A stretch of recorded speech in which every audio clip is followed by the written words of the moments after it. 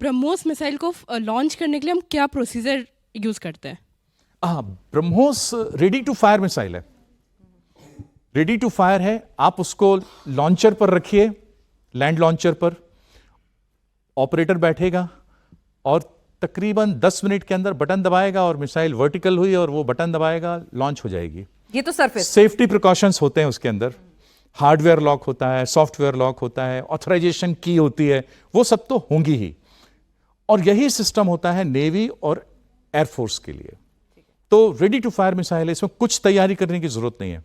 मतलब मिसाइल बन के रखी हुई है, बस हमें फिट करनी है और दाग देनी है। फिट करने मैंने जरूरत नहीं है। अच्छा, फिट भी हो रखी है, लॉन्चर पे रखी। हाँ। लॉन्चर पे रखी, फिट करने की भी जरूरत नहीं फिट करने की है। जरूरत नहीं है, लॉन्चर ठीक पे है। रहती है, आप लॉन्च कर दो। अच्छा जी सर। 2019 में मैंने 2 मिसाइल्स फायर करवाई थी। ओके। अंडमान निकोबार से हमारा कार्निक जो बेस है वहाँ से 2, एक वाज अ ट्रायल मिसाइल और दूसरी वाज द एक्चुअल मिसाइल। तो एक दिन पहले दिन ट्रायल मिसाइल फायर कराई और नेक्स्ट डे जो है एक्चुअल मिसाइल फायर कराई। और दोनों that was my first exposure, मेरा पहला एक्सपोजर था ब्रह्मोस के लिए। Okay. उससे पहले मैंने मिसाइल फायरिंग ये देखी नहीं थी और it was an extraordinary launch. जैसे सर बोल रहे हैं कि it just takes about 7 to 8 minutes. आप उसमें बेसिकली आपको कुछ इट्स स्मॉल कंप्यूटर स्क्रीन, आपको उसमें अपने कोऑर्डिनेट्स वगैरह फीड करने हैं, टारगेट्स का वो करना है। Obviously there is a to set की है, दैट मीन्स आप एक की फीड करेंगे, देखो एक और आदमी आके उसको ऑथराइज करेगा, वो फीड करेगा। उसके बाद जो है लॉन्चर वर्टिकल होएगा एंड लॉन्चर के बाद the entire sequence will take place in automatic. But it is a very very awesome sight. मतलब जब आप उसको देखते हैं सामने से अराउंड 50 मीटर से, it's an awesome sight to see the launch. इसी में एक इंटरेस्टिंग चीज बताता हूँ। सर आप लोगों को याद हो, अगर कुछ समय पहले एक मिसाइल भारत से फायर हुई थी, पाकिस्तान गलती से चली गई गई थी और थी। भारत ने बोला था कि सॉरी गलती से गई थी हाँ, सर। गलती से गई है। लेकिन अगर अब आप उसको उसी चीज को आप रिप्ले करें, एक्शन रिप्ले करें, तो हमें पता चल गया कि कहाँ पर उनका एयर डिफेंस कहाँ तक पकड़ पाएगा और कहाँ तक नहीं पकड़ पाएगा।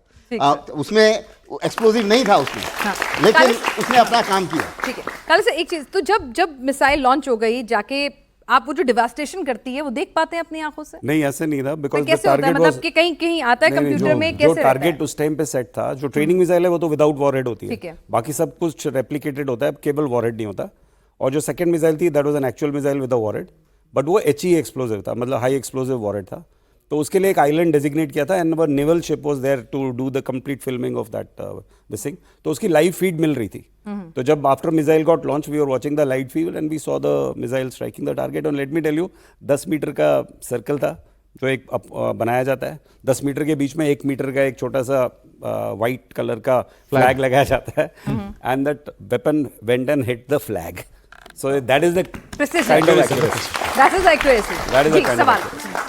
हाँ, आपके पास नमस्ते भी सर, मेरा नाम आकांक्षा है। मैं जर्नलिज्म कर रही हूँ बेनेट यूनिवर्सिटी से। मेरा ये सवाल है आपसे कि अभी इस साल भी इंडिया और रशिया के बीच में एक टेक्नोलॉजी ट्रांसफ़र के लिए डील हुई है साइन मार्च में। तो क्या हम आगे भी ब्रह्मोस जैसे मिसाइल्स और डिफेंस सिस्टम्स अपने इंडिया के डिफेंस आर्मी के साथ देख ब्रह्मोस सकते हैं? जैसा अगला घातक हथियार कब सर एक्सपेक्टेशंस आए हैं?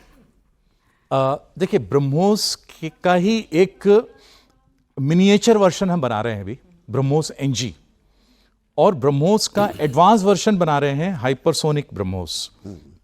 टाइम लगेगा थोड़ा, ब्रह्मोस नेक्स्ट जनरेशन जल्दी बन जाएगा और हाइपरसोनिक में थोड़ा सा समय लगेगा। लेकिन मैं आपको बताऊं कि भारत और रूस के बीच में जो डिफेंस कोऑपरेशन है वो पिछले 50 सालों से चला आ रहा है। तो ये जो मीटिंग्स होती हैं ये समटाइम रिव्यू करने के लिए होती हैं, समटाइम नई चीज़ शुरुआत करने के लिए होती हैं।